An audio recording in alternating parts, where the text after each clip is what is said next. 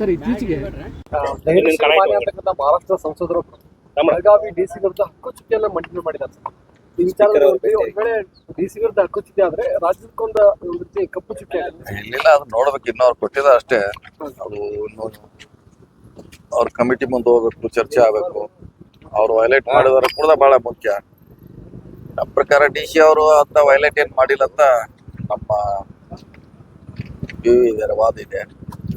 ಬರ್ಲಿ ಅಲ್ಲಿದೆ ಏನೋ ಅವ್ರಿಂದ ಒಂದು ಕೃಷಿಯರು ನೋಟಿಸ್ ಬಂದಾಗ ಅದ್ರ ಬಗ್ಗೆ ರಿಯಾಕ್ಟ್ ಮಾಡೋರು. ರಾಜ್ಯ ಸಂಸದರು ಧ್ವನಿ ಎತ್ತಬೇಕು ವಿಚಾರದಲ್ಲಿ. ನೋಡೋಣ, ಅವ್ರು ಎತ್ತಬೇಕು. ನೋಡೋಣ, ನಾವು ಲೀಗಲ್ ಆಗಿ ಫೈಟ್ ಮಾಡ್ಲಿಕ್ಕೆ ಪ್ರಯತ್ನ ಮಾಡೋಣ. ನಮ್ಮಲ್ಲಿ ನೋಟಿಸ್ ಬರ್ಲಿ, ಯಾಕಂದ್ರೆ ಅವ್ರು ಹೇಳಿದಾರೆ ಅಷ್ಟೇ. ಅವ್ರು ಕೊಡ್ಬೇಕು, ಸ್ಪೀಕರ್ ಕೊಡ್ಬೇಕು. ಅವರು ಸ್ಪೀಕರ್ ಕೊಟ್ಟಾಗ ಅವ್ರ ಕಮಿಟಿ ಕಳಿಸ್ಬೇಕು.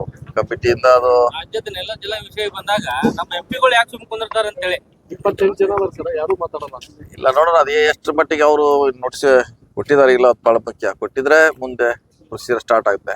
ಸರ್, ಈಗ ಅದಕ್ಕೆ ಲೀಗಲ್ ಆಗಿ ಹೋರಾಟ ಮಾಡೋಣ. ಸರ್, ಜನವರಿ 21ಕ್ಕೆ ಗಡಿ ವಿವಾದ ಇದೆ, ಸುಪ್ರೀಂ ಕೋರ್ಟ್ ಹಿಯರಿಂಗ್ ಬರ್ತಾ ಇದೆ. ಅದನ್ನ ಬ್ಯಾಕ್ ಗ್ರೌಂಡ್ ಇಟ್ಕೊಂಡು ಅವ್ರು ಕೊಟ್ಟಿದ್ದಾರೆ, ಡಾಕ್ಯುಮೆಂಟ್ ಕ್ರಿಯೇಟ್ ಮಾಡೋ ಸಲುವಾಗಿ ಅನಿಸ್ತಾ ಇದೆ. ಇಲ್ಲ, ನೋಡ್ರಿ, ಆ ಡಾಕ್ಯುಮೆಂಟ್ಸ್ ಅದಕ್ಕೂ ಏನು ಸಂಬಂಧ ಇಲ್ಲ. ಅದು ಇಲ್ಲಿ ಹಳೆ ಕತೆ. ಅದು ಕೇಸ್ ಹಾಕಿದ್ದು ಹಳೇದು, ವಿಚಾರ ಕೂಡ ಹಳೇದು. ಇವತ್ತಿನ ಪರಿಸ್ಥಿತಿ ಬೇರೆ, ಅವತ್ತಿನ ಪರಿಸ್ಥಿತಿ ಬೇರೆ.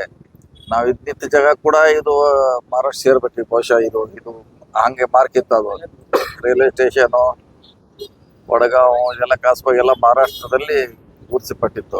ಈಗ ಆ ಪರಿಸ್ಥಿತಿ ಇಲ್ಲ. ಸೊ ಅದನ್ನ ನೋಡ್ಕೊಂಡು ಈಗ ಮಾಡ್ಲಿಕ್ಕೆ ಆಗಲ್ಲ. ಉಚ್ಗಾಂವ್ ಅಂತ ಪ್ರದೇಶ ಕೂಡ ಇವತ್ತು ಕರ್ನಾಟಕದಲ್ಲೇ ಉಳಿಯುವಂತ ಪರಿಸ್ಥಿತಿ ಇದೆ.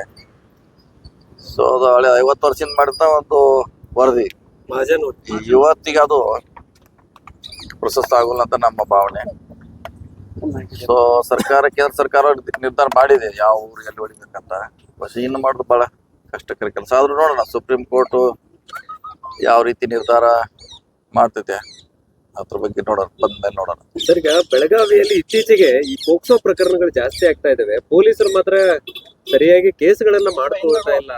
ಎಲ್ಲ ಮಾಡ್ಬೇಕು ಅವ್ರಿಗೆ, ಯಾಕಂದ್ರೆ ಪ್ರಯಾರಿಟಿ ಕೊಡ್ಬೇಕದು ಅಂತ ಕೊಡ್ಬೇಕು. ಯಾರದೇ ರಾಜಕೀಯ ಒತ್ತಡಕ್ಕೆ ಬರಬಾರ್ದು. ಮತ್ತ ಅದನ್ನ ತಕ್ಷಣ ಕೇಸ್ ರಿಜಿಸ್ಟರ್ ಆಗ್ಬೇಕು.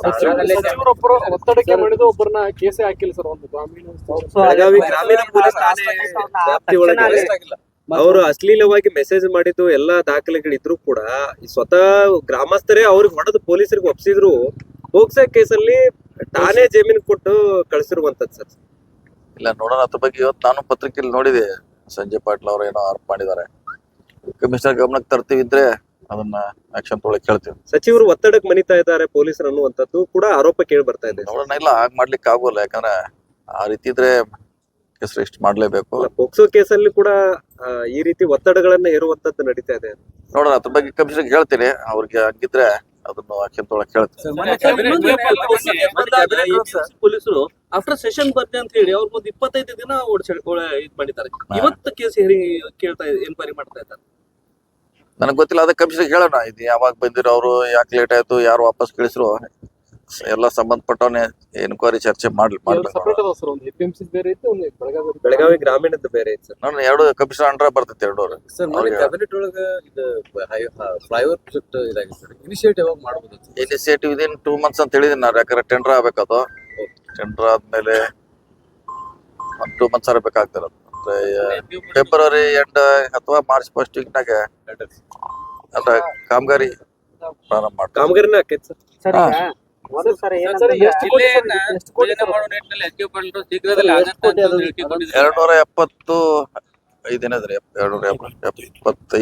ಇರ್ಬೇಕು. ಮೊದ್ಲಂಗೆ ಪ್ಲಾನ್ ಪ್ರಕಾರ ಮಾಡಿದ್ದು ಮತ್ತೆ ಬದಲಾವಣೆ ಇಲ್ಲ, ಅದೇ ಪ್ರಕಾರ ಮಾಡಿದ್ವಿ. ಯಾವ್ದು ಲ್ಯಾಂಡ್ ಅಕ್ವಿಷನ್ ಇಲ್ಲ, ಯಾರಿಗೆ ಡಿಸ್ಟರ್ಬ್ ಕೂಡ ಆಗೋಲ್ಲ. ಸೊ ಹೀಗಾಗಿ ಕಾಮಗಾರಿಗೆ ತೊಂದರೆ ಆಗುಲ್ಲ. ಜಿಲ್ಲಾ ಲೆವೆಲ್ ನಲ್ಲಿ ಇದೊಂದು ಇಷ್ಟು ದೊಡ್ಡದು 2 ಕಿಲೋಮೀಟರ್ ಫ್ಲೈಓವರ್ ಮಾದರಿ. ಭೂ ಸ್ವಾಧೀನ ಇಲ್ಲ, ಭೂ ಸ್ವಾಧೀನ ಇಲ್ಲ. ನಮ್ದೇನು ಜಾಗ ಇದೆಯಲ್ಲ ಅದ್ರಲ್ಲೇ ಮಾಡ್ತಾ ಇದ್ದೀವಿ. ಅಧಿಕಾರಿ ಇದ್ರೆ ಮೊದಲು ಅದು ತಮ್ಮ ಇಲಾಖೆಗೆ ಬರುತ್ತಾ, ಅವ್ರಿಗೆ ಯಾವ ಮೇಲೆ ಶಿಸ್ತು ಕ್ರಮ ಕೈಗೊಳ್ಳಿ ಅಂತೇಳಿ ಆಲ್ರೆಡಿ ಇದಾಗಿದೆ. ಶಿಸ್ತು ಕ್ರಮ ಯಾವಾಗ ಕೈಗೊಳ್ತೀರಿ ಅಂತೇಳಿ ಯಾರ ಮ್ಯಾಗ್ರ ಯಾರ ಮಗಂದ್ರೆ ಹರ್ಷ ಶೆಟ್ಟಿ ಅಂತೇಳಿ ಭೂ ಸ್ವಾಧೀನ ಅದೆಲ್ಲ ನಮ್ದು ನ್ಯಾಷನಲ್ ಹೈವೇ ಅದ ಅದೆಲ್ಲ ಆಗಿದ್ ನ್ಯಾಷನಲ್ ಹೈವೇದಲ್ಲಿ ಅದು ಈಗಾಗಲೇ ಅದ್ರ ಬಗ್ಗೆ ಚರ್ಚೆ ಎನ್ಕ್ವೈರಿ ನಡೀತಾ ಇದಾರೆ ಅವ್ರು ನ್ಯಾಷನಲ್ ಹೈವೇ ಮಾಡ್ಬೇಕು ಸರ್, flyover first phase ಬಗಾರಿ ಸರ್ಗೆ ಫಸ್ಟ್ ರೀ ಅಲ್ಲಿ second phase ತಗೋತೀವಿ ಸರ್, ಆಮೇಲೆ. ಸೆಕೆಂಡ್ ಫೇಸ್ ಅದನ್ನು ತೊಗೊಳ್ತಿ ಪೂರ್ತಿ ಥರ್ಡ್ ಗೇಟ್ ವರೆಗೆ ಮಾಡೋ ಒಂದು ವಿಚಾರ ಇದೆ ಫಸ್ಟ್ ಇದನ್ನ ಮುಗಿಸ್ತಾರೆ ಬೆಳಗಾವಿ ಜಿಲ್ಲಾ ವಿಭಜನೆ ವಿಚಾರಕ್ಕೆ ಫಾಲೋ ಅಪ್ ಆಗಿದೆನಾ ಅಥವಾ ಏನ ಯಾವ ಸ್ಥಿತಿಯಲ್ಲಿ ಇದೆ ಅಂತ ಸದ್ಯಕ್ಕಂತೆ ಸಿಎಂ ಅವ್ರನ್ನ ಸದ್ಯಕ್ಕಂತೆ ನೋಡೋಣ ಬೆಂಗಳೂರಲ್ಲಿ ಚರ್ಚೆ ಮಾಡ್ತೇವೆ ಬೆಂಗಳೂರಿಗೆ ಹೋಗ್ತೀವಿ ಅವರು ಕೂಡ ಚರ್ಚೆ ಮಾಡೋಣ ಅಂತ ಹೇಳಿದಾರೆ ಅಲ್ಲಿ ಹೋದ್ಮೇಲೆ ನೋಡೋಣ ಏನ್ ಬರುತ್ತೆ ಈಗ ಬಚ್ಚೆತ್ತು ಅದು ಕೂಡ ಶೀಘ್ರದಲ್ಲಿ ಆಗತ್ತಾ ಅಂತೇಳಿ ಎಸ್ಡಿಒ ಚಿಕ್ಕೋಡಿಯಲ್ಲಿ ಚಿಕ್ಕೋಡಿಯಲ್ಲಿ ಕೊಟ್ಟಿದ್ದಾರೆ ಅದೇ ಸಿಎಂ ಅವರೇ ಅಂತಿಮ ನಿರ್ಧಾರ ಮಾಡ್ಬೇಕಲ್ಲ ಸಿಎಂ ಅವ್ರಿಗೆ ಮತ್ತೆ ಒತ್ತಾಯ ಮಾಡ್ತೀವಿ ಇನ್ನೊಂದ್ಸಾರಿ ಅವ್ರಿಗೆ. ಸಭೆ ಕರಿಕೆ ನಿಮ್ದು ಸಭೆ ಕರ್ಲಿಲ್ಲ ಬೆಂಗಳೂರಲ್ಲಿ ಇನ್ನು ಬೆಂಗಳೂರಲ್ಲೇ ಕರಿಬೇಕು ಬೆಂಗಳೂರಲ್ಲಿ ಸಭೆ ಕರಿಬೇಕು ಸೈಲೆಂಟ್ ಆಗತ್ತ ಅನ್ನೋ ಸಭೆ ಅಂತ ಕರಲೇಬೇಕು ಯಾಕಂದ್ರೆ ಎಲ್ಲ ಶಾಸಕರ ಅಭಿಪ್ರಾಯ ಬೇಕೇ ಬೇಕು ಒಮ್ಮೆ ಎಲ್ಲ ತಾಲೂಕಿನವ್ರ ನಿಯೋಗಗಳು ಗೊಂದಲಕ್ಕೆ ಸೃಷ್ಟಿ ಆಯ್ತು ಪ್ರತಿಷ್ಠೆಗೆ ಇದು ಆಗ್ಲಿಲ್ಲ ಗೊಂದಲಕ್ಕೆ ಸೃಷ್ಟಿ ಆಯ್ತು. ಗೊಂದಲಂತಿ ಆಗಿದೆ ಅದ್ರ ಏನು ಪ್ರಶ್ನೆ ಇಲ್ಲ ಇನ್ನು ಸಿಎಂ ಅವ್ರು ಯಾವ ರೀತಿ ನಿಭಾಯಿಸ್ತಾರೆ ನೋಡೋಣ ಕಾದ್ ನೋಡೋಣ ಸರ್ ಈಗ ಬೆಳಗಾವಿ ರಿಂಗ್ ರೋಡ್ ಬಗ್ಗೆ ಕೂಡ ಪ್ರಸ್ತಾಪ ಇತ್ತು ಆಮೇಲೆ ಹಲಗಾಮಚ್ಚೆ ರೋಡ್ ಕೂಡ ಅದು ಇಲ್ಲ ಅದೇನು ಸಮಸ್ಯೆ ಇಲ್ಲ ಆಗ್ತಾ ಇದೆ ಅದು ಏನ್ ತೊಂದ್ರೆ ಇಲ್ಲ ರೀ ಆಗ್ತದೆ ಇನ್ ಟೈಮ್ನಾಗ ಮಾಡ್ತೀವಿ ರಿಂಗ್ ರೋಡ್ ರಿಂಗ್ ರೋಡ್ ಏನ್ ಮಾಡಿ ಇನ್ ಟೈಮ್ನಾಗ ಮಾಡ್ತೀವ್ರಿ ಅದು ಮೊದ್ಲಿನವ್ರಿಗೆ ಕೆಲಸ ತಗೋಬೇಕಾ ರೀಟೆಂಡರ್ ಮಾಡ್ಬೇಕು ಅನ್ನೋದು ನನಗೂ ದಿಗ್ಬಿದ್ದಿದ್ರು ಅದು ಯಾಕಂದ್ರೆ ಭಾಳ ಡಿಲೇ ಆಗಿದೆ ಲೇಟ್ ಆಗಿದೆ ನಾವು ಮಾಡೋಲ್ಲ ಅಂತ ಅವ್ರು ಮಾಡ್ದೇ ಹೋದ್ರೆ ಹೊಸ ಟೆಂಡರ್ ಮಾಡಿ ಮಾಡ್ಬೇಕು ಅಷ್ಟೇ ಥ್ಯಾಂಕ್ ಯು